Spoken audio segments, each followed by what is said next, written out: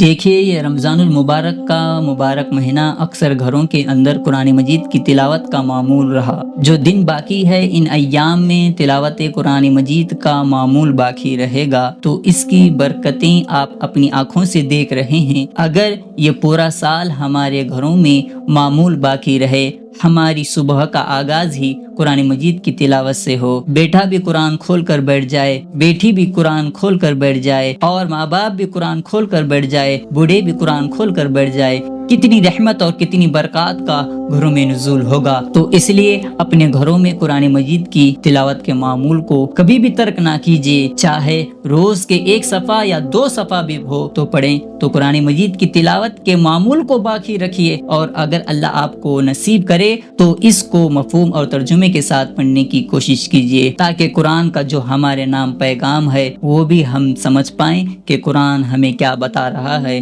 اور ہمیں کیا میسج دے رہا ہے۔